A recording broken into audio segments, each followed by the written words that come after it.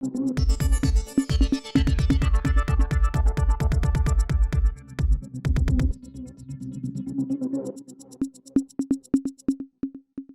இது news focus Tamil. இன்றைக்கு நம் சந்திக்கும் சிறப்பு விருந்தினர் நம்முடன் அரசியல் பேச இணைந்திருப்பவர் டெல்லியை சேர்ந்த பத்திரிகையாளர் திரு நிரஞ்சன் அவர்கள். சார் வணக்கம். வணக்கம்.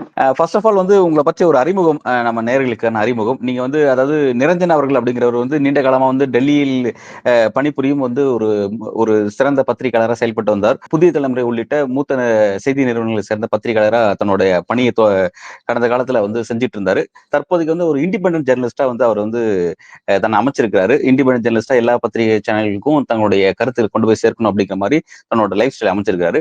ஃபர்ஸ்ட் டைம் நம்மளுடைய நியூஸ் போக்கஸ் தமிழுக்கு அவர் இணைஞ்சு தன்னோட நேர்காணல் கொடுக்குறாரு. இதுதான் அவருடைய சுருக்கமான ஒரு அறிமுகம். சார், ஃபர்ஸ்ட் ஆஃப் ஆல் இப்ப நான் உங்ககிட்ட பேச நினைக்கிற ஒரு முக்கியமான ஒரு விஷயம் அப்படிங்கிறது, டெல்லியில சட்டப்பேரவை தேர்தல் நடைபெற்றுக் கொண்டு இருக்கிறது. டெல்லி களம் எப்படி இருக்கு? அதாவது களம் மும்முனை போட்டியா தான் இருக்கு அப்படிங்கிறத பாக்குறோம். காங்கிரஸ், ஆம் ஆத்மி, பிறகு பிஜேபி அப்படின்னு தான் களம் இருக்கு. எப்படி களம் ஃபைட் போயிட்டு இருக்கு? நெக் டு நெக் ஃபைட் எப்படி இருக்கு? யாருக்கான களம் இப்போதைக்கு சாதகமா இருக்கு? எப்படி பாக்குறீங்க நீங்க? இல்ல, நம்மளோட முதல் இன்டர்வியூ, உங்களோட முதல் கேள்வியிலேயே நீங்க சொல்லக்கூடிய விஷயத்த மறுத்து பேசணும் அப்படின்ற ஒரு இடத்துக்கு நீங்க தான் உங்க கேள்வி மூலியமா தள்ளிட்டீங்க. இங்க மும்முனை போட்டின்ற பேச்சுக்கே இடம் கிடையாது. இங்க நிலவக்கூடியது வெறும் இருமுனை போட்டி தான். பாரதிய ஜனதா கட்சி ஒரு பக்கம், அவங்க ரைட் சைட்ல இருக்கிறாங்க. இன்னொரு பக்கம் ஆம் ஆத்மி கட்சி, அவங்களும் ரைட் தான், ஆனா இந்த தடவை லெஃப்ட்ல நிக்கிறாங்க அப்படின்றது மாதிரி நம்ம புரிஞ்சுக்கலாம். ரெண்டு பேரோட ஐடியாலஜி கிட்டத்தட்ட ரைட் விங் ஐடியாலஜியில இருக்கக்கூடியவங்க. அதனால பயங்கரமான ஒரு டஃப் ஃபைட் அப்படின்றது போகுது. இன்னைக்கு கூட காங்கிரஸ் ஸ்கிரீன்ல இல்லையா? இப்ப 2 முனை போட்டினா இப்ப காங்கிரஸோட ரோல் என்ன? அப்படி இப்ப நீங்க தமிழ்நாட்டுல காங்கிரஸ் தனிச்சு நிக்கிறாங்கன்னா என்ன ரோல் இருக்கும் அவங்களுக்கு? இல்ல, தமிழ்நாட்டுல இருக்காங்க. தமிழ்நாட்டோட பேட்டர்ன் வேற. டெல்லியில நீண்ட காலமா ஆட்சியில் இருந்த கட்சி. அதை ஆம் ஆத்மி வருவதற்கு முன்பு மாநில தொடர்ச்சியா ஷீலா தீட்சித் தான் காங்கிரஸ் பிம்பமா அங்க இருந்தாங்க. இன்னைக்கு இந்த 10 ஆண்டுகள் அவங்களுக்கான ஸ்கோப் இல்லைன்னு ஆயிடுச்சா டெல்லியில? தமிழ்நாட்டிலையும் காங்கிரஸ் கட்சி நீண்ட நாட்கள் ஆட்சியில இருந்த கட்சி, சுதந்திரம் வாங்கி கொடுத்த கட்சின்னு சொன்னவங்க, காமராஜர் ஆட்சி மீண்டும் வரணும்னு இப்ப வரைக்கும் பேசக்கூடிய ஒரு கட்சியா இன்னமும் பார்க்கப்படக்கூடிய ஒரு கட்சி. ஆனா தமிழ்நாட்டுல அவங்க என்னவா இருக்கிறாங்க? கூட்டணி ஒருவேளை இல்லை என்றால் காங்கிரஸ் கட்சி என்ன நிலைமை? கிட்டத்தட்ட அதே நிலைமையில தான் டெல்லியில இருக்கிறாங்க. இன்னைக்கு ராகுல் காந்தியுடைய 2 கூட்டங்கள் டெல்லியில நடந்துட்டு இருக்கு. எனக்கு தெரிஞ்சு இப்ப நம்ம பேசிக்கிட்டு இருக்க இந்த நேரத்துல கூட ராகுல் காந்தி பட்பர்கஞ்சுன்ற ஒரு இடத்துல பொதுக்கூட்டத்துல பேசுறாங்க. எத்தனை சேனல்ல அது இப்ப பிளாஷ் நியூஸா ஓடிட்டு இருக்கு, நீங்களே கொஞ்சம் பாத்தீங்கன்னா தெரியும். தமிழ்நாட்டிலேயே கிட்டத்தட்ட காங்கிரஸ் கட்சி ஆட்சியில் இருந்த ஒரு கட்சி தான். அதுக்கப்புறமா திமுக, அதிமுகன்ற மாதிரியான மாநில கட்சிகளுடைய வரவுக்கு அப்புறமா அவங்க எப்படி போனாங்க அப்படின்றதெல்லாம் பார்க்கணும். கிட்டத்தட்ட டெல்லியிலயும் அதேதான். ஆம் ஆத்மி கட்சி அப்படின்ற ஒரு மாநில கட்சியுடைய வருகை வெறும் காங்கிரஸ் கட்சி மட்டுமல்ல, பாஜகன்ற தேசிய கட்சிக்கும் பெரிய சிம்ம சொப்பனமா அவங்க மாறி இருந்தாங்க அப்படின்றதுதான் உண்மை. இப்பவும் அப்படிதான் இருக்கு. நாடாளுமன்ற தேர்தலில் அவங்களுடைய பர்ஃபார்மன்ஸ்கள் நிறைய பேர் கேள்வி எழுப்பி இருக்கலாம். ஆனா டெல்லியை பொறுத்த வரைக்கும் அவங்க இன்னமும் பயங்கர ஸ்ட்ராங்கான ஒரு இடத்துல இருக்கிறாங்க. சோ காங்கிரஸ் கட்சியை பொறுத்த வரைக்கும் இங்க அவங்க பெரிய அளவுல சீன்லயே இல்ல. நாளைக்கு சில எம்பிக்கள் தமிழ் ஏரியாக்கள்லயும் மற்ற இடங்கள்லயும் பிரச்சாரத்துக்கு போறாங்க. எனக்கு இன்ஃபர்மேஷன் படி போறாங்க.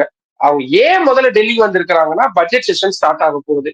அந்த பட்ஜெட் செஷனுக்கு 1 நாள் 2 நாளைக்கு முன்னாடி வரக்கூடியவங்க கட்சி தலைமையே சில பேரை கொஞ்சம் சாந்தப்படுத்தணும், நாங்களும் உங்க கூட நிக்கிறோம் அப்படின்றதுக்காக வந்திருக்காங்களே தவிர, மற்றபடி காங்கிரஸ் கட்சியுடைய பிரச்சார செயல்பாடுகளோ அவங்க வச்சிருக்கக்கூடிய வியூகமோ எந்த அளவுக்கு எடுபடும் தெரியல. அவங்க லாஸ்ட் மினிட் மிராக்கிள் அப்படின்றதுதான் எதிர்பார்த்துட்டு இருக்கிறாங்க. ஏதாவது நடந்துராதா, ஏதாவது ஒரு மீட்பு வந்துராதா அப்படின்ற மாதிரி பாக்குறாங்க. It's very doubt. ஓகே, அப்ப இதை வச்சுதான் களம் இருமுனை போட்டியா தான் இருக்கு. பிஜேபி விசஸ் ஆம் ஆத்மி அப்படிதான் இருக்கு அப்படின்றத நீங்க சொல்றீங்க, ரைட்? ஓகே, சரி. இப்ப பிஜேபி விசஸ் ஆம் ஆத்மி அப்படின்னும் போது இப்ப யாருக்கான களம் சாதகமா இருக்கு? டெல்லி களம் பொறுத்தவரை யாருக்கு சாதகமா இருக்கு, எப்படி இருக்குன்னு பாக்க? இல்ல, பொதுவாவே டெல்லியை பொறுத்த வரைக்கும் ஓரளவுக்கு யூகிக்க முடியாதுதான் நம்ம பார்த்துட்டு இருந்தோம். ஆனா அது எல்லாத்தையுமே மாத்தி இருக்கிறாங்க ஆம் ஆத்மி கட்சி. மேயர் எலெக்ஷன் நடந்தப்போ பயங்கர கெடுபிடி நிறைய இருந்துச்சு. ஆனா அது எல்லாத்தையும் மீறி ஆம் ஆத்மி கட்சி சக்சஸ் பண்ணியிருந்தாங்க. இன்னும் சொல்ல போனா 15 வருஷமா டெல்லியே காங்கிரஸ் கட்சி தங்கள் வசம் வச்சிருந்தாங்க. ஆனா பாரதிய ஜனதா கட்சிக்கு பொறுத்த வரைக்கும் அது 25 வருடங்களா எட்டாக்கனியா தான் இருக்கு. ஆனா அந்த 25 வருடங்கள் பாஜக டெல்லியில சும்மா ஒண்ணு இல்லை. லோக்கல் பாடி எலெக்ஷன்ஸ்ல they are very very very strong. அந்த லோக்கல் பாடி அமைப்புகள்ல பாரதிய ஜனதா கட்சி தான் கோல் வச்சுக்கிட்டு இருந்தாங்க. அதை இந்த தேர்தல்ல ஆம் ஆத்மி கட்சி மாற்றி அமைச்சிருந்தாங்க. அதைத்தான் இப்போ பாரதிய ஜனதா கட்சி ரொம்ப கவலையோட பாக்குறாங்க. உடனே நம்ம நாடாளுமன்ற தேர்தலை ஒப்பிடுவோம் எல்லா மாநிலங்கள் மாதிரியே. அப்போனா பாரதிய ஜனதா கட்சி கை ஓங்கி இருக்கும். ஆம் ஆத்மி கட்சிக்கு பெரிய அளவிலான வெற்றி இல்லை, 7 இடங்கள்லயுமே தோத்துட்டாங்க. முதல்வர் வரக்கூடிய தொகுதியில கூட தோத்துட்டாங்க அப்படின்னு. அப்ப இருக்கக்கூடிய சினாரியோவே வேற. அப்போ அரவிந்த் கெஜ்ரிவால் சிறையில இருந்தாரு. தேர்தலுக்காக மட்டும்தான் வெளியே வந்திருந்தாரு. மணீஷ் சிசோடியா, முக்கிய சஞ்சய் சிங், இந்த மாதிரி முக்கிய தலைவர்கள் எல்லாருமே சிறையில இருந்து அடுத்தடுத்து வெளியே வந்திருந்தாங்க. கட்சிக்குள்ள பயங்கர குழப்பம். ஆனா அப்படி எல்லாம் இருந்தும் கூட நாடாளுமன்ற தேர்தல்ல அவங்களுடைய வாக்கு வங்கி வாங்கி இருக்கிறதாகட்டும், இல்ல மற்ற விஷயங்கள்ல அவங்க பயங்கர கவனம் செலுத்தியிருந்தாங்க. இப்போ அவங்க கிட்டத்தட்ட ஒரு அடிபட்ட ஒரு புலி மாதிரியான நிலைமையில தான் இருக்கிறாங்க. ஏன்னா டெல்லியில ஆம் ஆத்மி கட்சி ஆட்சியில இல்லைன்னா அவ்வளவுதான், அவங்களுடைய கதை கிட்டத்தட்ட முடிஞ்சிரும் அப்படின்ற மாதிரி தான் நம்ம புரிஞ்சுக்க வேண்டியது. இதைத்தான் அவங்களுடைய அடிப்படையான ஒரு இடம். அந்த இடத்தை வைத்துதான் அவங்க மற்ற இடங்கள் எல்லாத்திலுமே அவங்க போக்கஸ் பண்றாங்க. அதனால ஏற்கனவே அவங்களுடைய கட்சி தொடர்ந்து தக்க வைக்கப்படணும்னா டெல்லி வேணும். அரவிந்த் கெஜ்ரிவால் மீண்டும் சிறைக்கு போகாம இருக்கணும் அப்படின்னா மீண்டும் டெல்லி வேணும், முதல்வர் பதவி வேணும். மற்ற கட்சி தலைவர்கள் சிறைக்கு போகாம இருக்கணும் அப்படின்னா ஆட்சி அதிகாரம் வேணும், அதுக்கு டெல்லி வேணும். இப்படின்னு ஆம் ஆத்மி கட்சிக்கு டெல்லிக்கான தேவை ரொம்ப ரொம்ப அதிகமா இருக்கு. அதனால அந்த உயிரை கொடுத்து பாடுபடுறாங்கன்னு சில வாக்கியங்கள் சொல்லுவாங்க. அந்த மாதிரி டெல்லியில உயிரை கொடுத்து அவங்க வேலை பார்த்துட்டு இருக்கிறாங்க. பாரதிய ஜனதா கட்சி ஆரம்பத்துல ரொம்ப ஒரு மாதிரி சாய்ந்த நாற்காலியில் உட்கார்ந்த மனநிலையில இருந்தாங்க. ஏன்னா கடந்த 2 வருஷங்களா அவங்க பண்ணிக்கிட்டு இருந்த வேலைகள் அப்படி. எல்லா மாநிலங்கள்லயும் ஒரு 3 மாதங்களுக்கு முன்னாடிதான் தேர்தல் வேலைகள் தொடங்கும். ஆனா டெல்லியை பொறுத்த வரைக்கும் 2 ஆண்டுகளுக்கு மேல தேர்தல் வேலைகளா பாரதிய ஜனதா கட்சி தீவிரமா இருந்தாங்க. ஆனா அது அப்படி எல்லாத்தையும் பண்ணியும் கூட கடைசி மினிட்ல, லாஸ்ட் மினிட்ல ஆம் ஆத்மி எடுத்து போகக்கூடிய அந்த ஸ்பீடு அப்படின்றத அவங்களே எதிர்பார்க்காதது. அதனாலதான் இந்த முனை பயங்கர டஃப்பான விஷயமா இருக்கு. வெற்றி தோல்வி எப்படி வேணாலும் மாறலாம். ஆனா இந்த 2 கட்சிகள் போடக்கூடிய போட்டி அப்படின்றது ஒரு வலுவான நிலையில டிஎம்கே ஏடிஎம்கே போட்டி போட்டாங்கன்னா, 2 தரப்புமே வலுவான தலைவர்களோடு போட்டி போட்டாங்கன்னா எப்படி ஒரு களச்சூழல் இருக்குமோ அப்படி ஒரு தீயா இருக்கக்கூடிய ஒரு களமா தான் டெல்லி இருக்குது. 2வது பாத்தீங்கன்னா இப்ப மக்களவைத் தேர்தல் முடிஞ்சதுக்கு பிறகு பாஜக தொடர்ச்சியா எல்லா ஸ்டேட்ஸ்லயும் ஒரு வெற்றி முகமா இருக்காங்க. எக்ஸப்ட் ஜார்க்கண்ட் தவிர்த்து, ஜார்க்கண்ட், ஜம்மு அண்ட் காஷ்மீர் தவிர்த்து எல்லா இடத்துல ஒரு மிகப்பெரிய வெற்றி முகம். ஆன்டி இன்கம்பன்சி தாண்டி வெற்றி போறாங்க. ஹரியானாலும் சரி, மகாராஷ்டிராலும் சரி, ஆன்டி இன்கம்பன்சி தாண்டி வெற்றி போறாங்க. ஆனா இப்ப இது டெல்லியில எதிரொலிக்கும் அப்படின்ற ஒரு விஷயம் பேச வேண்டியதா இருக்கு. 2வது பொறுத்த வரைக்கும் டெல்லியை பொறுத்த வரைக்கும் மக்கள் நாடாளுமன்ற தேர்தலுக்கு ஒரு மாதிரியும், சட்டமன்ற தேர்தலுக்கு ஒரு மாதிரியும் அவங்களோட கடந்த கால மக்களோட தேர்தல் பார்வை அப்படி இருந்துச்சு. இந்த முறை அது மாறி இருக்கா அல்லது அதே பேட்டர்ன் தான் இருக்கா? நீங்க அதை எப்படி, மக்களோட பல்ஸ் எப்படி பாக்குறீங்க நீங்க? இல்ல, பாரதிய ஜனதா கட்சியை பொறுத்த வரைக்கும் இந்த மாநில தேர்தல்கள் அப்படின்றது அவங்க ரொம்ப ரொம்ப போக்கஸ். ஏன்னா மத்தியில அவங்க கிட்டத்தட்ட மைனாரிட்டி ஆட்சியா தான் இருக்கிறாங்க. சந்திரபாபு நாயுடுவோ இல்ல நிதிஷ்குமார்ல 2 பேர்ல யாராவது ஒருத்தவங்க முரண்டு பிடிக்கிறாங்கனாலும் மத்தியில ஆட்சியில நீடிக்கிறது முடியாத காரியம். அப்படின்னா அவங்க வலுவிழந்துட்டாங்க அப்படின்ற ஒரு ஒரு விஷயத்த நாடாளுமன்ற தேர்தல் முடிவுகள் ரொம்ப தெளிவா காட்டியிருக்கு. அப்படி கிடையாது, நாங்க இன்னும் வலுவானவர்கள் தான், நாங்க இன்னும் ஜெயிச்சுட்டு தான் இருக்கிறோம் அப்படின்றத அவங்க போக்கஸ் பண்ணணும்னா தொடர்ந்து இந்த மாநில தேர்தல் வெற்றிகள் அப்படின்றது ரொம்ப ரொம்ப முக்கியமா இருக்கு. அதுல டெல்லியில அவங்களுடைய வெற்றி அப்படின்றது அவங்களுக்கு ரொம்ப தேவை. ஏன்னா நான் எல்லா இடத்துலயுமே சொல்றது இதுதான். டெல்லியை பொறுத்த வரைக்கும் காங்கிரஸ் கட்சி ஆகட்டும், பாஜகவாகட்டும், அதுலயும் பாஜக இதை ஒரு கௌரவ பிரச்சனையா பாக்குறாங்க. தமிழ்நாட்டுல ஒரு சீட்டு ஜெயிச்சுட்டா போதும் அப்படின்ற மாதிரியான ஒரு மனநிலை எப்படி இருக்கோ அதே மாதிரி டெல்லி எப்படியாவது தங்கள் கைவசம் வேணும். நீங்க நினைச்சு பாருங்களேன், ஒரு ஒரு 25 வருடங்களா தலைநகர் டெல்லியை, பாராளுமன்றம் அமைந்திருக்கக்கூடிய டெல்லியை, உச்சநீதிமன்றம் அமைந்திருக்கக்கூடிய டெல்லியை, பிரதமர் மோடி இல்லம் அமைந்திருக்கக்கூடிய டெல்லியா, அத்தனை முக்கிய நிகழ்வுகளும் நடக்கக்கூடிய டெல்லி அவங்க கைவசம் இல்ல. அவங்களால முக்து காங்கிரஸ் பாரத் அப்படின்றத நோக்கி அவங்களால போக முடியுது. ஆனா டெல்லி அவங்களுக்கு கிடைக்கவே அதாவது இலை ஃபுல்லா சாப்பாடு இருக்குது, முன்னாடியே உட்கார்ந்து இருக்கிறோம், ஆனா சாப்பிட முடியல. அந்த மனநிலை தான். அவங்களுக்கு அதிகாரம் எல்லாம் இருக்கு, ஆனா அந்த அதிகார மையத்துடைய பகுதி நம்ம கையில இல்ல. அதுதான் அவங்களுக்கு ஒரு நெருடலா இருக்குது. அதனாலதான் எப்படியாவது போக்கஸ் பண்ணணும். நீங்க 2வது கேட்ட கேள்வி மாதிரி மக்களுடைய மனநிலை எப்படி இருக்குன்னு பார்த்தா கிட்டத்தட்ட அவங்க ஒரு மாற்றம் வேணும் அப்படின்ற மாதிரியான மனநிலை எல்லாம் இங்க இல்ல. அவங்களுக்கு தேவை நிறைய அடிப்படை தேவையான விஷயங்கள் இருக்குது. மாநில அரசுகளுக்கும் மத்திய அரசுக்குமான அந்த சண்டை அப்படின்றத டெல்லி மக்கள் பார்த்து பார்த்து பயங்கரமா வெக்ஸா இருக்காங்க அப்படின்னு தான் சொல்ல முடியும். நீங்க ஒரு எலக்ட்ரிசிட்டி பிரச்சனையாகட்டும், இல்ல ஒரு ஒரு குடிநீர் பிரச்சனையாகட்டும், நீங்க காற்று மாசுபாடாகட்டும், நீங்க சென்ட்ரல் கவர்மெண்ட் சுற்றுச்சூழல் துறை அமைச்சர்கிட்ட போய் மைக்கு கேட்டீங்கன்னா போய் டெல்லி கவர்மெண்ட்டை கேளுங்கன்னுவாங்க. டெல்லி கவர்மெண்டோடைய சீஃப் மினிஸ்டர்கிட்ட போய் கேட்டா நாங்க என்னங்க பண்றது, நீங்க போய் பிரைம் மினிஸ்டர் கேட்கணும்னு இப்படி கை மாற்றி காட்டக்கூடிய இடத்துலதான் இருக்காங்க. ஏன்னா சட்டங்கள் அப்படிதான் உடைச்சு மக்களால் தேர்ந்தெடுக்கப்பட்ட கூடிய அரசுக்கு தான் இங்க அதிகாரம் இருக்குன்றத உச்சநீதிமன்றம் பல தீர்ப்புகள்ல சொல்லிட்டாங்க. உச்சநீதிமன்றம் வழங்கிய தீர்ப்பை தங்களது அரசு பலத்தின் மூலமாக, நாடாளுமன்ற பலத்தின் மூலமாக ஒரு ஆர்டினன்ஸ் கொண்டு வந்து மாத்தி இருக்கிறாங்க. கடந்த காலங்களில் நிறைய தெரியும். மாநில அரசுக்கு இருக்கக்கூடிய அதிகாரங்களை பறிச்சு அதை துணைநிலை ஆளுநருக்கு கொடுத்த அவசர சட்டங்கள் அது சட்டமா மாறினது. அது இன்னும் நீதிமன்றங்கள் நிலுவையில் இருக்கிறது எல்லாத்தையும் பார்க்க முடியுது. ஒரு மாநிலத்துடைய தமிழ்நாடு முதல்வர் இருக்கிறாரு, இல்ல ஒரு கேரளா முதல்வர் இருக்கிறாரு, ஒரு சீஃப் செக்ரட்டரி யாரோட பேச்ச கேட்பாரு? இப்ப தமிழ்நாடு சீஃப் மினிஸ்டருடைய ஒரு பேச்சை மீறி தமிழ்நாடு ஆளுநருடைய பேச்சை ஒரு சீஃப் செக்ரட்டரி கேட்கிறாருன்னா நம்ம மாநிலத்துல என்ன நடக்கும்? ஆனா டெல்லியில அது அப்படியே தலைகீழா நடக்குது. இங்க இருக்கக்கூடிய அதிகாரிகளுக்கு நம்ம லெப்டினன்ட் கவர்னர் கொடுக்கக்கூடிய ஆணையை ஏத்துக்கணுமா, இல்ல மாநில முதல்வர் சொல்லக்கூடிய உத்தரவுகளுக்கு கீழ்ப்படியணுமான்ற பயங்கர கன்ஃபியூஷன் இருக்குது. இவங்க நினைச்சா அவங்கள தூக்கி அடிச்சிருவாங்க, அவங்க நினைச்சா இவங்களை தூக்கி அடிச்சிருவாங்க. அப்போ அந்த அரசு சக்கரம் எப்படி இருக்கும்? அதனாலதான் டெல்லி மக்கள் ஒரு அப்படியே ஆம் ஆத்மி கட்சிக்கு ஜெயிச்சாலோ இல்ல பாரதிய ஜனதா கட்சிக்கு ஜெயிச்சாலோ அந்த வெற்றி அப்படின்றத மக்கள் இருக்கக்கூடிய அந்த வெறுப்பின் மூலியமா அந்த இரண்டு அரசுகளும் போடக்கூடிய சண்டையின் காரணமா தெளிவான முடிவெடுக்க முடியாத ஒரு காரணமா கொடுத்ததாதான் நம்ம எடுத்துக்கமே தவிர, ஓகே இவங்க நல்லது பண்ணிருக்காங்க அதனால இவங்களுக்கு கொடுப்போம் அப்படின்ற மாதிரியான விஷயங்கள்லாம் இங்க பார்க்க முடியாது. ஆனா ஆம் ஆத்மி கட்சி கொஞ்சம் அகேடா இருக்கிறாங்க. ஏன்னா அவங்களுடைய நலத்திட்டங்கள் நிறைய பேசு பொருளா டெல்லி மக்கள் அன்றாட வாழ்க்கையில அவங்க பேசக்கூடிய விஷயமா இருக்குதுன்றதுனாலதான் கொஞ்சம் அகேடா இருக்கிறாங்க.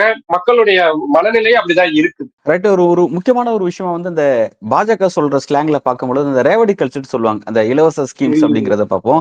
அது வந்து தெலுங்கானா, ராஜஸ்தான், அந்த மிசோரம் அந்த 5 மாநில தேர்தல் அப்ப இருந்து பாஜகவும் அதை வந்து வேகமா பின்பற்ற ஆரம்பிச்சாங்கிறதெல்லாம் நம்ம பார்த்துட்டே இருக்கோம். இப்ப அந்த விஷயத்தை பொறுத்த வரைக்கும் வந்து டஃப் காம்படிஷனா எல்லாருமே வந்து அதுல வந்து ஃப்ரண்ட் பேஸ்ல வந்து நிக்கிறாங்கிறத பாக்குறோம். 3 கட்சியுமே சரி வந்து நாங்க இலவச இவ்வளவு தரப்போறோம் அப்படின்றாங்க. இது வந்து ஃபர்ஸ்ட் ஆஃப் ஆல் பாசிபிளான்ற ஒரு விஷயம் பேச வேண்டியதா இருக்கு. ஒண்ணு. 2வது வந்து பாத்தீங்கன்னா டெல்லி வந்து மக்கள் வந்து வெல் எஜுகேட்டடா இருக்காங்க. அவங்க வந்து அந்த விஷயத்த வந்து ஏன்னா பிஜேபிக்கு மாற்றா ஆம் ஆத்மி வேணும்னு விரும்புறாங்கன்னா, ஆம் ஆத்மியோட அந்த சில ஸ்கீம்ஸ்க்காக மக்கள் வாக்களிக்கிறது, கல்வி சார்ந்து, பிறகு வந்து உட்கட்டமைப்பு சார்ந்து மக்கள் வாக்களிக்கிற பேட்டர்ன் இருக்கு. அப்படி இருக்கும் பொழுது, இந்த மாதிரி இலவசங்கள் மூலமா அதை வந்து பாஜக கையகப்படுத்த முயற்சி பண்றாங்க டெல்லியே. அது வாய்ப்பு அவங்களுக்கு இருக்கா? இல்ல அந்த இடத்துலயும் அந்த அந்த இலவச ஸ்கீம்ஸை எப்படி பாக்குறாங்க? டெல்லி மக்கள் அதை எப்படி பாக்குறாங்க? இல்ல பாரதிய ஜனதா கட்சி அவங்க சொல்றது ஒண்ணு செய்யறது ஒண்ணு அப்படின்றத வந்து நம்ம எல்லா விஷயத்திலுமே நீங்க ஒரு வாரிசு அரசியல்னு எடுத்துக்கோங்க. அவங்க சொல்லக்கூடிய விஷயம் ஒண்ணா இருக்கும், அவங்க நடைமுறைப்படுத்தக்கூடிய விஷயம் ஒண்ணா இருக்கும். இந்த இலவச கலாச்சாரத்திலே அப்படிதான். டெல்லி முதல்வரை ஆம் ஆத்மி கட்சியை தொடர்ந்து நீங்க சொல்லக்கூடிய பிரதமர் பயன்படுத்திய ரேவடி கல்ச்சர் அப்படின்ற அந்த வார்த்தையை பயன்படுத்தி கடுமையா சாடிக்கிட்டு இருந்தாங்க. 2100 ரூபாய் மகளிருக்கு கொடுப்போன்றதுதான் ஆம் ஆத்மியோடது. நாங்க 400 ரூபாய் எக்ஸ்ட்ரா சேர்த்து கொடுக்குறோம், 2500 ரூபாய் கொடுக்குறோம் சொல்லி இருக்கிறது பாரதிய ஜனதா கட்சி. இன்னொரு மிக முக்கியமான விஷயம், இப்போ ஒரு ஒரு உதாரணத்துக்கு அதிமுக இன்னைக்கு எதிர்கட்சியா இருக்கிறாங்க. அவங்க வரும் பொழுது என்ன சொல்லுவாங்க? நான் ஏன் மீண்டும் மீண்டும் இத தமிழ்நாடு கூட ஒப்பிட்டு பேசுறேன்னா, அது ஒரு நம்ம பார்க்கக்கூடிய பார்வையாளர்களுக்கு ஒரு எளிய புரிதலுக்கான விஷயமா தான் இருக்குது. இப்ப திமுக கொண்டு வந்த சில திட்டங்கள் இருக்கலாம், ஏதாவது ஒரு நெடுஞ்சாலை திட்டமோ இல்ல வேற ஏதாவது திட்டமா இருக்கலாம். அது மக்களுக்கு விரோதமானதா இருக்கும், நாங்க வந்தா அதை மாற்றி அமைப்போம் இப்படிதானே சொல்லி வாக்கு கேட்பாங்க. ஆனா டெல்லியில பாரதிய ஜனதா கட்சி மேடைக்கு மேடை சொல்லக்கூடிய வார்த்தை ஆம் ஆத்மி கட்சி கொண்டு வந்த திட்டங்கள், இதற்கு முந்தைய அரசு கொண்டு வந்த மக்கள் நல திட்டங்கள் எதுவும் நிறுத்தப்படாது. நீங்க நியூஸ் பேப்பர்ல கொடுக்கக்கூடிய ஆடுல இருந்து அவங்க வெளியிடக்கூடிய மேனிபெஸ்டோல இருக்கக்கூடிய முதல் வார்த்தை தொடங்கி மத்திய உள்துறை அமைச்சர் அமித்ஷா, முதல்வர் யோகி ஆதித்யநாத், பாரதிய ஜனதா கட்சியுடைய தேசிய தலைவர் ஜே பி நட்டா, இப்படி முன்னணி தலைவர்கள் வார்த்தைகள் எந்த தலைவர்கள் பேசினாலும் அவங்க முதல்ல மென்ஷன் பண்ணக்கூடியது முந்தைய அரசு கொண்டு வந்த நலத்திட்டங்களை நாங்கள் திரும்ப பெற மாட்டோம். இந்த ஒரு ஸ்டேட்மெண்ட் போதும் டெல்லியில எந்த அளவுக்கு ஆம் ஆத்மி கட்சி நலத்திட்டங்களை செயல்படுத்தி இருக்கிறாங்க அப்படின்னு. கோவிட் டைம்ல நான் டெல்லியில தான் இருந்தேன், கண் கூட பார்த்திருக்கிறேன் அந்த தடுப்பூசியை வந்து அவங்க எந்த அளவுக்கு ரொம்ப வேகமா அதை செயல்படுத்தினாங்க. அவங்களுக்கு இருக்கக்கூடிய நிறைய விமர்சனங்கள் இருக்கு, நான் இல்லைன்னு சொல்லவே இல்லை. 100% ரொம்ப சூப்பரான கட்சி ஆம் ஆத்மி, அவங்க குளறுபடிகளே இல்லையா அப்படின்னா மறுக்கிறதுக்கு வாய்ப்பே இல்லை. ஏகப்பட்ட குளறுபடிகள் இருக்குது, அவங்க சொன்ன நிறைய விஷயங்களை அவங்க நிறைவேற்றாம போயிருக்கு, இந்த மாதிரி நிறைய இருக்குது. ஆனா அடிப்படையான தேவைகள்னு நீங்க டெல்லி ஸ்கூல்ஸ் எடுத்துக்கோங்க, தமிழ்நாட்டில இருந்து வரக்கூடிய மினிஸ்டர்ஸ் அங்க போய் பார்ப்பாங்க. டெல்லி சிஎம் சந்திரசேகர் ராவை அரசியல் ரீதியா சந்திக்கிறாரு. Very surprise that time. அவர் கூட்டிட்டு போய் எங்க ஊருக்கு வாங்க, எங்க ஸ்கூல் எப்படி இருக்குன்னு டெல்லி முதல்வர் கூட கூட்டிட்டு போய் சுத்தி காட்டக்கூடிய இடம் டெல்லி ஸ்கூலா இருக்குது.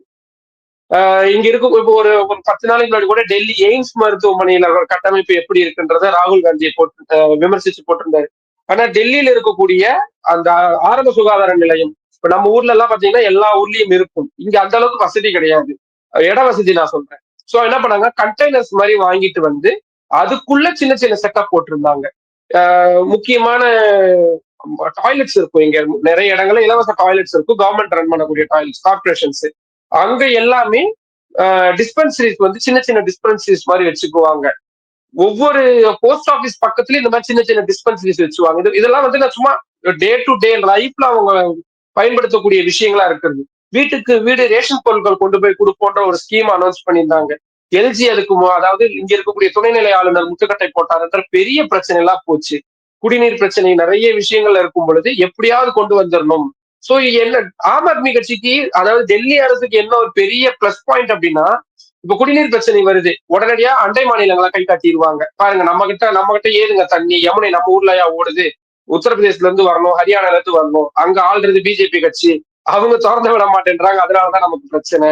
டெல்லியில காற்று மாசுபாடா, நம்ம என்னங்க பண்றோம், இங்க என்ன நமக்கு என்ன இருக்குது, உத்தரப்பிரதேசத்துல இருந்து எரிச்சு விடுறாங்க. நேத்து பயங்கர ஒரு காமெடியான ஒரு விஷயம், பட் ஆனா சீரியஸான எடுத்துக்க வேண்டிய ஒரு விஷயம் கூட. டெல்லி முதல்வர் அதிஷி யமுனை ஓடி வரக்கூடிய வழியில ஹரியானா மாநில பாஜக அரசு விஷத்தை கலந்துடுறாங்க, அதன் மூலியமா டெல்லி மக்கள் சாகுறாங்க அப்படின்றாரு.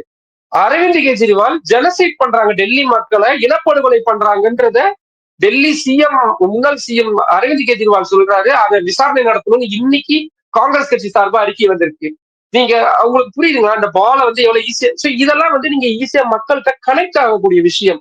ஆமா, இவங்க என்ன பண்ணுவாங்க, இவங்ககிட்ட அதிகாரமே இல்லை, இவங்ககிட்ட போலீஸே இல்லை, இவங்களோட கட்டமைப்பு எதுவுமே இல்லை, இவங்களுக்குன்னு இருக்கக்கூடிய பணம் நிதி வரவு அப்படின்றது ஒண்ணுமே இல்லை, மத்திய அரசாங்கம் கொடுக்க மாட்டேன்றாங்க. இதை திருப்பி திருப்பி திருப்பி திருப்பி சொல்லி ஆம் ஆத்மி கட்சி மேல டெல்லி அரசு மேல தப்பே இல்லைன்ற மாதிரியான பிம்பத்தை இங்க பயங்கரமா கட்டமைச்சு வச்சிருக்காங்க. அதுதான் அவங்களுக்கு பயங்கர ஹெல்ப்ஃபுல்லா இருக்கு. ரொம்ப ஒரு முக்கியமா வந்து அங்க உள்ள இருக்கு என்னென்ன விஷயங்கள் போயிட்டு இருக்கு அப்படிங்கறது ரொம்ப அழகா நீங்க குறிப்பிட்டீங்க. ஒரு கொஞ்ச நேரத்துக்கு முன்னாடி உங்களோட பதிவு ஒண்ணு கவனிச்சேன். வந்து எங்க திரும்பினாலும் ஒரு மத பிரச்சாரமா இருக்கு. ஒரு மதம் தான் வந்து ஒரு எல்லா திசையும் அதுதான் ஆக்குபை பண்ணிருக்கு அப்படின்னு சொல்லி குறிப்பிட்டிருக்கீங்க. அந்த அளவுக்கு களம் மாறி போனதுக்கான காரணம் என்ன?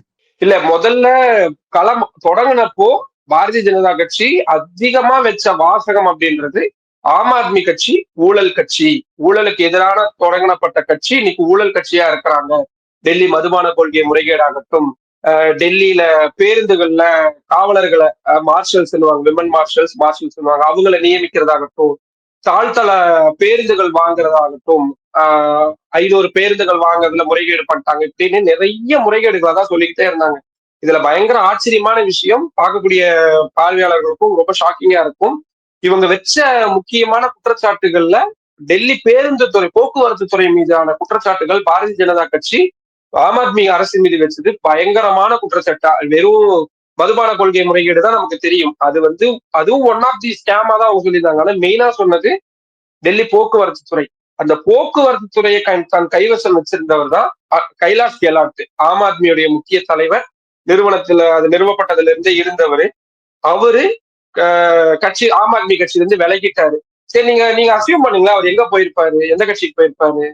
பாஜக தான் போய் இணைஞ்சிட்டாரு. இணைஞ்சிட்டு என்ன எப்படி பண்ணாருன்னு எப்படி தெரியல. எப்படி இவ்வளவு கான்பிடென்டா சொல்றீங்க அவர் பாஜக போய் சேர்ந்திருப்பாருங்க? அவர் அவர் பாஜக இணைஞ்சதான் அறிவிச்சாரு அவரு. அறிவிச்சாரு. அப்படி அறிவிக்கிறதால அதுதான் இருந்திருக்கு. ஏன்னா அப்படிதான் அவங்க ஒரு கட்டமைப்பை வந்து கொண்டு வராங்க. அவரு போய் ஜாயின் பண்ணிட்டாரு. இப்ப எந்த முகத்தை வச்சுட்டு போய் ஊழல் குற்றச்சாட்டுன்னு வச்சு பண்ண முடியும்? சோ இது ஆரம்ப கட்டத்திலேயே பெரிய அளவுல எடுபடாம போயிருச்சு. இல்ல இல்ல எனக்கு இங்கதான் ஒரு டவுட். இது வந்து பாஜக இந்த பேட்டர்ன், இந்த அரசியல் பேட்டர்ன் வந்து டெல்லியில மட்டும் இல்ல, ஆல் ஓவர் எல்லா ஸ்டேட்லயும், நார்த் இந்தியால பல ஸ்டேட்ல இதான் போயிட்டு இருக்கு. ஒரு குறிப்பிட்ட மாநில கட்சி செய்யக்கூடிய தவறு அவங்களை நெருக்கடிக்குள்ளாக்கும் போது வந்து உடனே வந்து அந்த கட்சியிலிருந்து விலகி அவர் பாஜக இணையதுங்கிறது எல்லா ஸ்டேட்லயும் நம்ம பார்த்திருப்போம். இது வந்து இது எல்லா ஸ்டேட்லயும் நடக்கும்போது இது டெல்லியில மக்கள் அதை எப்படி பாக்குறாங்க? அதான் திரும்ப டெல்லி மக்கள் அந்த விஷயத்தை எப்படி பாக்குறாங்க? அந்த ட்ரம்ப் கார்டை ஆம் ஆத்மி ஒரு ஊழல் குற்றச்சாட்டை பாஜக சொல்ல முடியுமா? தேர்தல் அது எப்படி எதிரொலிக்கும்? அதுதான் அதுதான் அந்த இடத்துக்கு தான் நான் வரேன் இப்போ. என்னன்னா, அவங்க அப்படி ரொம்ப தீவிரமா ஊழல் குற்றச்சாட்டு அப்படி இப்படின்றத வச்சாங்க. சோ அரசியல் தலைவர்கள் இவ்வளவு வருஷம் இருக்கக்கூடியவங்களுக்கு அந்த களம் தெரியும்ல, அது மக்கள்கிட்ட போகல, சரியா எடுபட ஆரம்பிக்கல அப்படின்றத பார்த்தாங்க.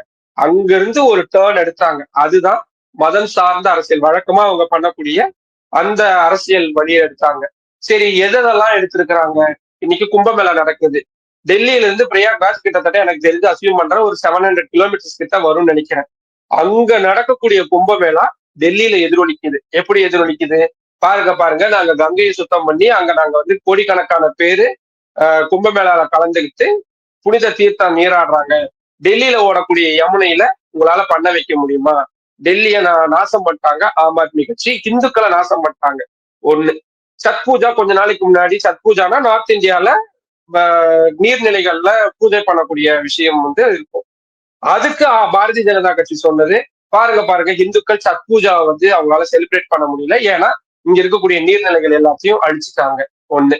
ரெண்டாவது, யூசிசி கொண்டு வந்திருக்கிறாங்க உத்தராகண்ட்ல. உத்தராகண்ட்ல தானே அப்படின்னு நம்ம வந்து இங்க எடுக்க முடியாது. டெல்லியில பயங்கரமா அது இம்பாக்ட் ஏற்படுத்திட்டு இருக்குது. நீங்க ஷாகின் பாக் போராட்டம் இது எல்லாமே நமக்கு தெரிஞ்சிருக்கும். இந்த போராட்டங்கள் நடந்த பொழுது குடியுரிமை திருத்த சட்டத்துக்கு எதிரான போராட்டங்களை தூண்டி விட்டது, குறிப்பிட்ட சிறுபான்மையினரை தூண்டி விட்டது ஆம் ஆத்மி கட்சி தான். இப்படியான ஒரு பிரிவினைவாதிகளுக்கு, இந்துக்களுக்கு எதிரானவங்களுக்கு நீங்க வாக்களிக்க போறீங்களா? இந்த வார்த்தைகள் டெல்லியில பாரதிய ஜனதா கட்சியால முன்னெடுக்கப்படுது. அதே மாதிரி வக்பு வாரிய மசோதாவுக்கு நேத்து நாடாளுமன்ற கூட்டுக்குழு ஒப்புதல் அளிச்சிருக்கிறாங்க. நாடாளுமன்ற பட்ஜெட் கூட்டத்தொடர்ல அதை வந்து கொண்டு வர போறாங்க. இது இங்க இம்பாக்ட் ஏற்படுத்தும். ஏன் வந்து பாரதிய ஜனதா கட்சி ஆம் ஆத்மியை இந்த மதம் சார்ந்த விஷயங்களை எல்லா இடத்துல இருந்து ரவுண்ட் கட்டி அடிக்கிறாங்கன்றதை நம்ம கவனிக்க வேண்டியதா இருக்கு. ஏன்னா ஆம் ஆத்மி கட்சி கிட்டத்தட்ட பாரதிய ஜனதா கட்சியுடைய ஒரு இன்னொரு போர்ஷன் மாதிரிதான், வெளிப்படையா இல்லாம ஒரு குறிப்பிட்ட போர்ஷன் மாதிரிதான் இந்த மத அரசியல் மாதிரியான விஷயங்களை பண்ணுவாங்க. அரவிந்த் கெஜ்ரிவால் வேட்புமனு தாக்கல் பண்றதுக்கு முன்னாடி ஹனுமன் கோயிலுக்கு போயிட்டு தான் அவர் பண்ணுவாரு. ரெண்டாவது, பாரதிய ஜனதா கட்சி ஏதாவது பண்றாங்கன்னா அவங்க வீட்டுக்கு முன்னாடியோ கட்சி அலுவலகத்துக்கு முன்னாடியோ பாடும் பொழுது அங்க வந்து மதம் சார்ந்த கோஷங்கள் எழுப்புறது, இந்த மாதிரியான விஷயங்கள்லாம் பண்ணுவாங்க. சிறையில இருந்து வெளியே வந்த அடுத்த நாள், அரவிந்த் கெஜ்ரிவால் திகார் சிறையில இருந்து வெளியே வந்த அடுத்த நாள் நேரடியா அவர் போனது மக்களை சந்திக்கிறதுக்கு முன்னாடி கோவிலுக்கு போய் வழிபாடு நடத்திட்டு வர்றதுதான் அப்படின்ற மாதிரியான விஷயங்கள். தொடர்ந்து அவங்களுடைய மற்ற மற்ற செயல்பாடுகள் எல்லாமே பாத்தீங்கன்னா அவங்களுக்கு ரொம்ப டஃப்பா இருக்கும். அவங்க ஒரு மதச்சார்பின்மையும் அவங்க பெரிய அளவுல கடைபிடிக்க மாட்டாங்க. அட் த சேம் டைம் இந்த தீவிர இந்துத்துவ விஷயத்தையும் கைவிடவும் மாட்டாங்க. அதனால இதை எப்படி டேக்கிள், இப்போ ஈஸியா நீங்க காங்கிரஸ் தான் ஈஸியா அடிச்சிடலாம். இப்ப நேற்று மல்லிகார்ஜுன கார்கே ஒரு ஒரு ஸ்டேட்மெண்ட் கொடுக்குறாரு. கும்பமேளால போய் கோடிக்கணக்கான பேர் மூழ்கி குடிக்கிறதுனால வறுமை போயிருமா அப்படின்றது மல்லிகார்ஜுன கார்கேவுடைய ஒரு இது. இப்ப ஈஸியா அட்டாக் பண்ணுவாங்க. ஆனா கும்பமேளாவை பத்தி எதுவுமே பேச மாட்டாரு அரவிந்த் கெஜ்ரிவால். அவர் என்ன சொல்லுவாரு? ஓகே, நீங்க வந்து டெல்லி யமுனையை சொல்றீங்க, உத்தரப்பிரதேசத்துல இருக்கக்கூடிய யமுனையில உங்களால மக்களை குளிக்க வைக்க முடியுமான்றதுதான் கேள்வியா கேட்பாரு தவிர அதுக்கு வந்து எதிர்மறையான பதில சொல்ல மாட்டாரு. சோ அப்ப டேக்கிள் பண்றது கொஞ்சம் கஷ்டம். அதனாலதான் எல்லா வகையிலையும் ஆம் ஆத்மி கட்சிக்கு இந்த மதம் சார்ந்த விஷயங்களை வச்சு நெருக்கடி கொடுக்கறாங்க பாரதிய ஜனதா கட்சி. வெறும் மத சார்ந்த நெருக்கடி மட்டும் இல்லாம, இப்ப நீங்க சொல்றத பார்த்தா இந்த அளவுக்கு நெருக்கடி குடுக்குறாங்கிறத புரிஞ்சுக்க முடியுது. பட் இந்த நெருக்கடியும் இல்லாம, நிர்வாக ரீதியான நெருக்கடின்னு ஒரு பக்கம் நம்ம பார்க்க வேண்டியதா இருக்கு. இப்ப என்னன்னா வந்து, பஞ்சாப் காவலர்கள்லாம் வந்து அங்க உள்ள இருந்தாங்க. பாதுகாப்புக்காக இருந்தாங்க. அவங்கள வந்து திரும்ப பெற்றுட்டு, குஜராத்தை சேர்ந்த காவலர்கள் வந்து நியமிக்கப்பட்டிருக்கான்னு சொல்லிட்டு அரவிந்த் கெஜ்ரிவால் ஒரு ஸ்டேட்மெண்ட் சொல்றாரு.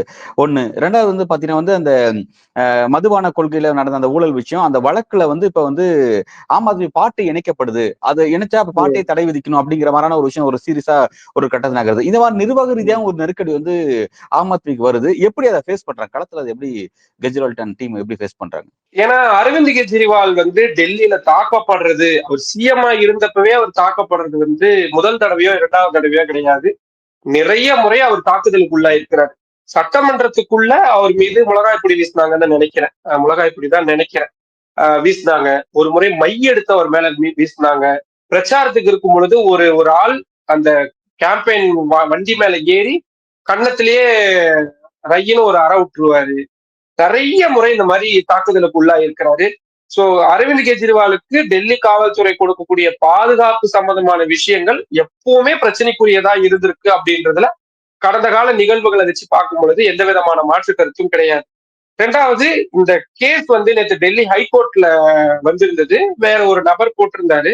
அதுல ஆம் ஆத்மி கட்சி வந்து ஒரு குற்றப்பத்திரிகை இடம்பெற்றிருக்கக்கூடிய கட்சி. அந்த கட்சியை சேர்ந்தவங்க நிறைய பேர் வழக்குகளை சந்திக்கக்கூடியவங்களா இருக்கிறாங்க. அதனால அந்த கட்சியவே தடை விதிக்கணும்னு தேர்தல் ஆணையத்துக்கு ஒரு உத்தரவு போட்டிருந்தாங்க. ஆனா டெல்லி ஹைகோர்ட் அதை வந்து நாங்க என்டர்டெயின் பண்ண மாட்டோம் அப்படின்ட்டாங்க. இன்னைக்கு இன்னொரு விஷயமும் நடந்திருக்கு. ஏற்கனவே ஒரு எம்எல்ஏ வந்து அவர் சிறையில இருக்கிறாரு. அவரு இந்த குறிப்பிட்ட ஒரு 4 நாட்களுக்கு மட்டும் தேர்தலை பிரச்சாரம் பண்றதுக்கு சுப்ரீம் கோர்ட் அலோவ் பண்ணியிருக்கிறாங்க. இன்னொரு எம்எல்ஏ அமனத்துல்லா கான் வந்து தொடர்ந்து அமலாக்கத்துறையினரால நடவடிக்கைகளுக்கு உள்ளாகப்படக்கூடியவரா இருக்கிறாரு. சிறைக்கு போவாரு, வெளியே வருவாரு, எப்ப இருக்கிறார், வெளியே இருக்கிறாருன்னே தெரியாது. அவரோட பையன் ஏதோ பைக்ல ஸ்டன் பண்ணாரு அப்படின்னு சொல்லி அவர் மேல நிறைய கேஸ் போட்டு 2 நாளா அது ஒரு பெரிய கான்ட்ரவர்சியா போயிட்டு இருந்துச்சு. பாஜகவை பொறுத்த வரைக்கும் டெல்லியில இருக்கக்கூடிய ஆம் ஆத்மி கட்சி தலைவருக்கு கிட்டத்தட்ட பலரும் இந்த மாதிரியான நெருக்கடிகளுக்கு ஆளாகி இருக்கிறாங்க. இடி தனிச்சையான ஒரு அமைப்பு அப்படின்ற மாதிரியான விஷயங்கள்லாம் தொடர்ந்து சொல்லப்பட்டாலும் கூட, ஆனா அவங்களுடைய செயல்பாடுகள் நீங்க மக்கள் நம்ம நம்ம நம்ம 2 பேருமே எதுவுமே சொல்ல வேண்டாம். மக்கள்கிட்ட போய் ஒரு அமலாக்கத்துறையோட செயல்பாடு எப்படி இருக்குன்னு போய் கேட்டா அவங்க என்ன பதில் சொல்லுவாங்களோ, இல்ல பார்த்துட்டு இருக்கக்கூடிய நம்ம நேயர்களே கூட அது என்ன அவங்க என்ன அவங்க நினைக்கிறாங்களோ அதுதான் பதில். நம்ம ஏதாவது சொன்னாதான் வழக்கு அது இது நம்மளை போட்டு வேணாலும் இது பண்ணலாம்.